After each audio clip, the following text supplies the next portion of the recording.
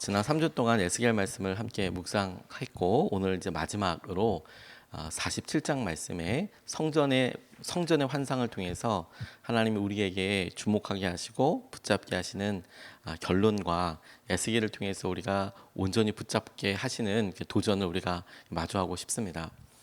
에스겔은 비교적 젊은 나이에 부르심을 받았습니다.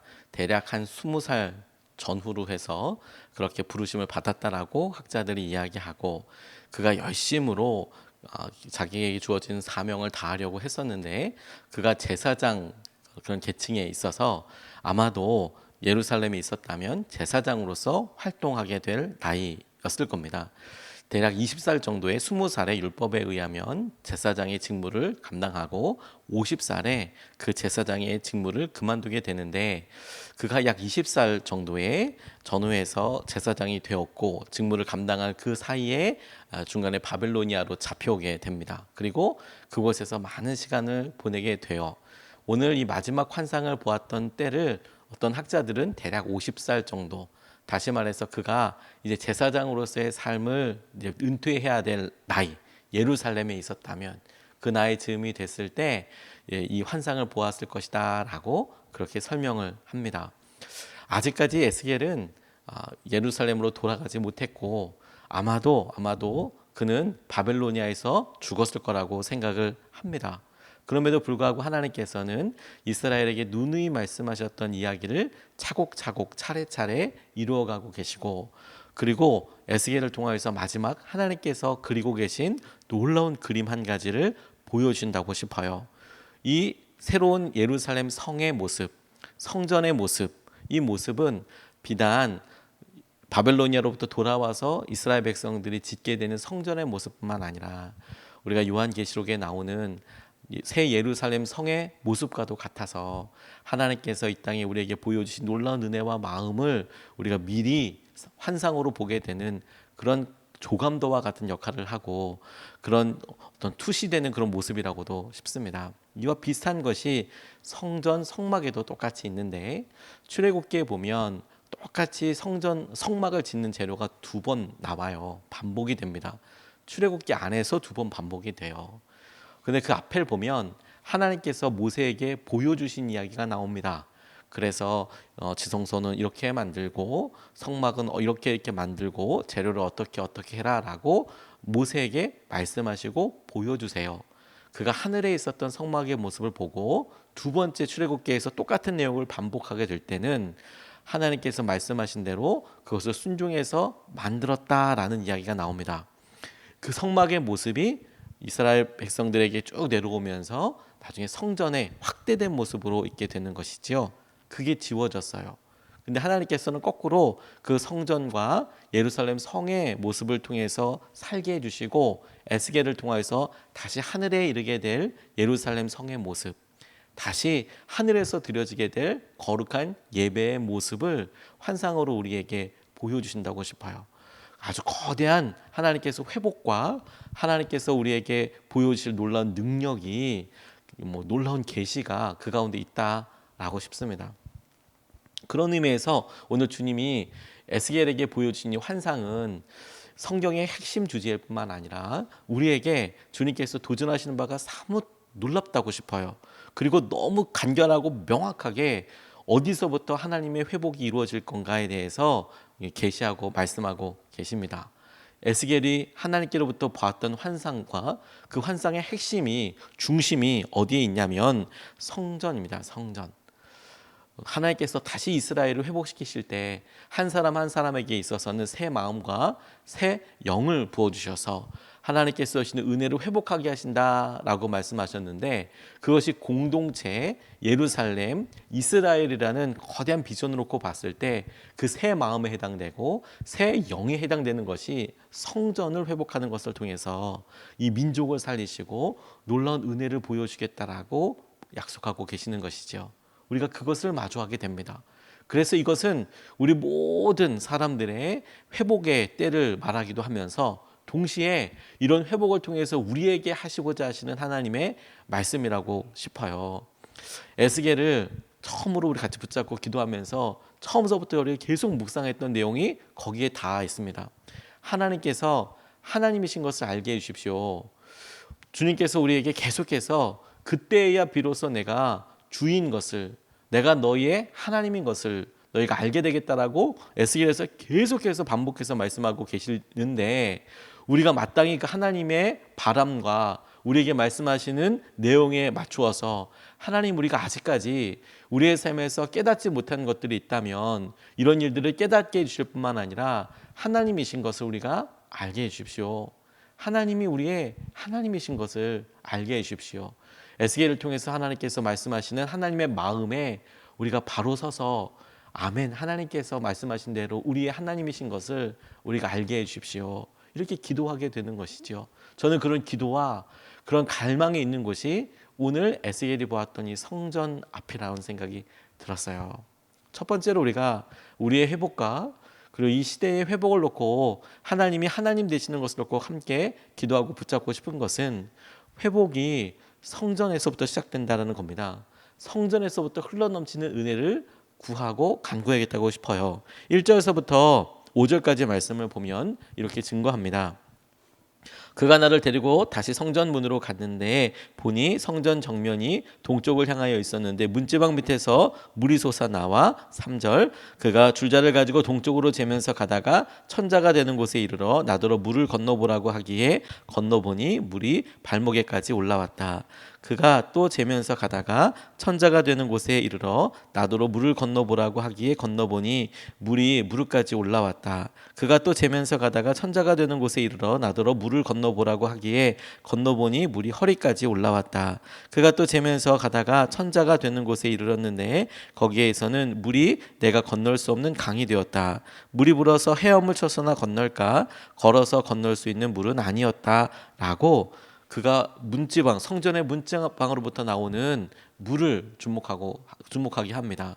천자나 되는 거리는 대략 450m 정도 되는 거리입니다. 450m 되는 것을 가서 보고 발목까지, 그 다음에 450m를 갔더니 무릎까지, 그 다음에 450m를 갔더니 허리까지, 그 다음에 450m를 갔더니 능히 건널 수 없는 강의 모습이 되었죠. 대략 1.8km, 한 2km 정도 되는 긴 거리를 쭉 보면서 환상으로 보여주세요. 성전에서부터 회복이 일어난다는 놀라운 사실을 우리가 주목하게 되고, 이 성전에서부터 흘러넘치는 물은 실제적인 은혜고 능력이어서 이것을 닫게 되고 이것을 먹고 마시는 사람들에게 생명수의 역할을 하게 되는 것이지요. 그가 보았던 어마어마한 그 환상은 하나님께서 주실 영향력을 말한다고 싶어요. 약숫물에, 약수터에 사람들이 부지런히 왔다 갔다 하면서 그 약수를 먹죠. 가서 실제로 보면 졸졸졸졸 그렇게 나옵니다. 근데 그렇게도 나옴에도 불구하고 쉼 없이 나오니까 줄 서 있으면 꽤나 많은 사람들이 그날 아침에 신선한 약수 물을 먹기도 하지요. 그런데 여러분, 도시가 먹고 살고 나라가 먹고 살려고 하면, 마시려고 들면 이건 사이즈가 달라져야 합니다. 한강은 서울의 젖줄이 되어서 그 도시 서울 한가운데를 통과하지요. 그런데 그 한강의 물을 1,000만 명이 넘는 사람들이 마십니다. 가깝게는 1,000만 명이지만 경기도권에 있는 지류들과 이런 걸 생각하면 능히 2,000만 명이 먹는다고 해도 과언이 아닐 만큼 어마어마한 사람들에게 영향력이 되고 생명수가 되고 있는 거예요. 주님께서 에스겔을 통하여 보여주시는 성전의 문지방에서부터 나오는 물은 그 처음을 보면 한 사람이나 먹을까 싶을 정도로 스며 나오는 정도이지만 성전에서 흘러나오는 그 물이 흐르고 흘러서 도시와 나라 전체를 다 마시게 하고도 남을 만큼의 어마어마한 영향력이 되는 것이죠. 주님은 우리에게 성전에서부터 오는 물을 주목하게 하신다고 싶어요. 우리는 계속해서 그 끝에 가서 어떻게 하나님께서 하실지에 대해서만 주목합니다. 여전히 우리가 발목에 차고 무릎에 차고 허리에 차고 이런 상황보다 건널 수 없는 강이 되는 어마어마한 일에 대해서 우리가 계속 주목을 해요. 그런데 주님 우리에게 말씀하시는 것이 무엇이냐면, 우리가 갈망하고 우리에게 다가오는 물이 성전에서부터 흘러넘치는 물이냐 하는 거예요. 우리를 회복시키시고 우리 가운데 이끌어 주시는 것이 하나님께서 허락해 주신 물이냐 하는 거예요. 우리가 그 물에 의해서 살고 새롭게 되고 주의 놀라운 능력을 갈망하는 것이지요. 그래서 여러분, 우리가 보았을 때 아무리 작아 보이는 약수물 같은 스며 나오는 물처럼 보이는 작은 물줄기라도 그것이 주님께로부터 오는, 성전으로부터 나오는 것이라면 우리에게 이 에스겔이 분명히 말해주고자 하시는 것은 그 물은 살아있는 물이고 하나님께로부터 나오는 물이어서 능히 한 도시와 한 나라와 모든 민족을 살릴 만한 어마어마한 생명의 역사가 될 거라는 것을 보여주시는 것이죠. 그것이 실제냐 가짜냐의 문제인 거예요. 우리의 삶에 하나님께서 날마다 주시는 은혜를 우리가 바라봐야겠어요.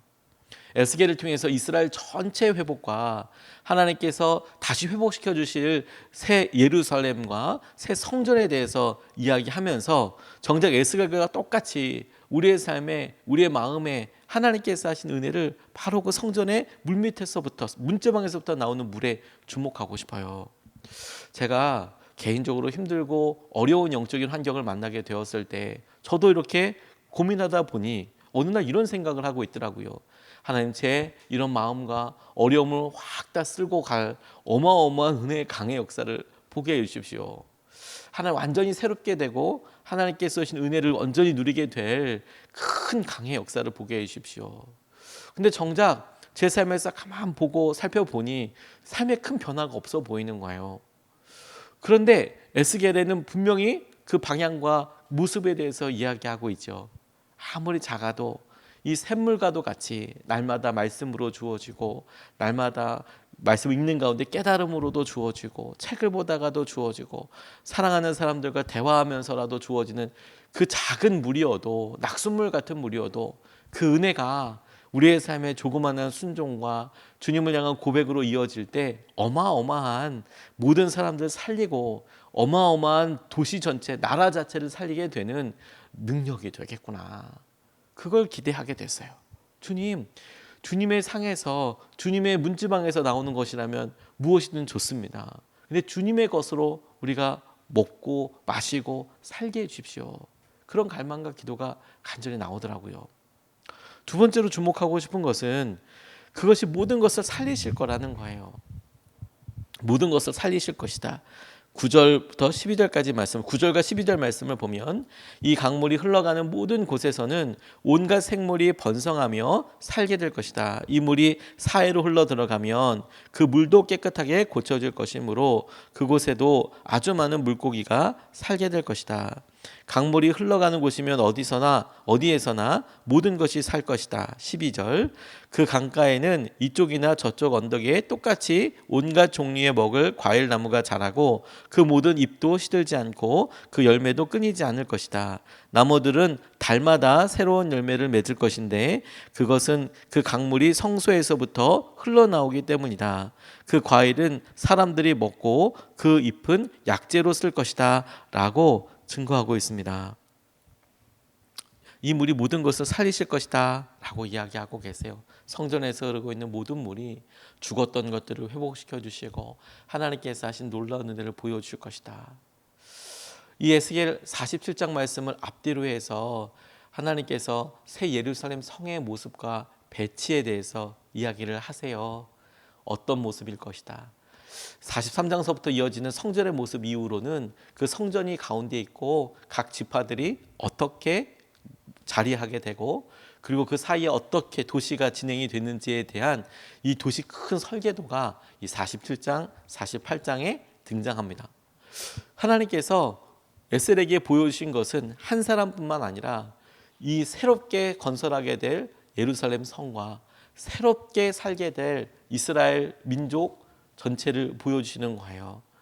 그리고 이것이 우리에게 하나님께서 마치 마지막 때에 다시 우리에게 보여주실 아름답게 어린 양의 신부로 준비되어 있는 예루살렘 성과 교회의 모습과 우리가 새롭게 살게 될 거대한 비전에 대해서 보여주시는 것이다 라고 그렇게 싶어요. 그 핵심은 뭐냐면 살게 될 거라는 거예요. 다시 살게 될 것이다. 다시 하나님께서 우리를 살려주시고 이끌어 주실 것이다. 이 물이 닿는 곳에 우리가 포기하고 좌절한 바로 그곳에서 하나님께서는 새로운 비전을 보여주시고 그림을 보여주시고 우리를 이끌어 주시는 것이죠. 그리고 거기서부터 우리에게 또 다른 기다림이 시작됩니다. 하나님께서 우리를 세워주시고 새롭게 하실 놀라운 은혜가 다시 한번 고백되어지고 우리에게는 신뢰하고 믿어지게 되니까 기다리게 되는 것이죠. 주님이 에스겔을 통해서 이스라엘 백성들이 가장 힘들고 어려운 시기인 바벨로니아의 포로 생활을 통해서 우리에게 명확하게 보여주시는 명적인 세계는 바벨로니아에서 나라가 멸망하고 그리고 군대도 없고 왕조도 없고 이런 사람들이 꿈에서라도 상상하기 어려운 결과인 다시 예루살렘으로 가고 다시 그곳에서 나라를 이루고 예배드리는 것에 대한 희망을 환상으로 보여주시지만 우리에게는 똑같이 이 환상과 이런 마음이 세상에서 하나님께서 주신 명령과 말씀으로 살아가지만 폐역하고 어려운 세상에서 마치 바벨로니아에 사는 것처럼 어렵고 힘든 가운데 세상의 영향력과 그리고 그들의 권력 앞에 무너져서 연약한 것 같지만 하나님께서 에스겔에게 보여주신 것처럼 주님이 회복시켜 주실 환상과 은혜를 믿으며 살아가는 우리의 모습을 이때 에스겔과 함께 살았던 에스겔의 환상을 들었던 사람들의 모습처럼 기대하게 하시고 적용하게 하시는 거예요. 하나님이 우리에게 회복시켜 주실 놀라운 은혜와 역사하심은 새로운 성전과 새로운 도시와 나라의 모습으로 우리를 회복시켜 주시고 이끌어 주실 거예요. 에스겔의 성전의 모습은 에스겔을 통해서 우리에게 회복될 모습은 하나님께서 하나님 나라를 꿈꾸게 하시고 우리에게 놀랍게 도전하시는 것에 다 있는 겁니다. 그러므로 여러분 우리가 이 상황을 넘어서 우리 앞에 주어진 상황을 넘어서 하나님께서 하실 일에 주목해 봐야 해요. 앞서서 성전의 문짝방에서부터 흘러넘치는 물, 그 물이 흘러서 많은 사람들에게 영향력을 미치고 그리고 그것이 살게 할 것이다. 모든 것을 살리실 것이다. 라는 그 말씀이 에스겔이 보았던 그 환상을 우리는 예수 그리스도의 십자가에서 그대로 누리고 있는 것이죠. 우리가 보기에는 한 사람, 한 인물의 죽음처럼 보이는 2000년 전에 십자가에서 한 남자가 죽었던 일을 통해서 그 보혈의 능력과 은혜가 많은 사람들을 다시 살리고 다시 꿈꾸게 하고 주님께서 하시는 놀라운 계획과 이후의 약속들을 신뢰하고 붙잡게 하는 거예요. 오늘 우리가 그것을 바라본다고 싶어요. 주님께서 우리에게 함께 하시고 이끌어 주시고 인도하여 주시는 것을 성전에서부터 흘러 스며서 넘치는 물을 통해서 모든 것이 살리겠구나. 그것이 아무리 작아도 모든 것을 살리겠구나.